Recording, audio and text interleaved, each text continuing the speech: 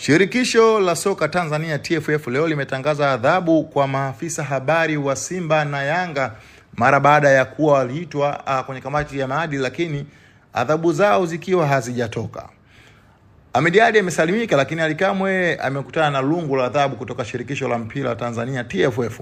Taarifa iliyotoka mchana huu inasomeka hivi: shauri dhidi ya Ahmed Ally. Ahmed Ally, meneja wa habari na mawasiliano wa Simba Sports, alishtakiwa na klabu ya Yanga akitumiwa kwa kosa la kuchochea umma kwa ujumla kinyume na kanuni ya 73 ibara ya 4 ya kanuni za maadili ya TFF toleo la mwaka 2021. Baada ya kupitia maelezo ya pande zote husika pamoja na vielelezo vilivyowasilishwa mbele ya kamati ilibaini kuwa hakukuwa na ushahidi wa kutosha kumuingiza hatiani kwa kosa aliloshtakiwa nalo na imemwachia huru. Ahmed Ally amesalimika, lakini Ally Kamwe mambo yamekuwa magumu kwake baada ya adhabu kutongoza.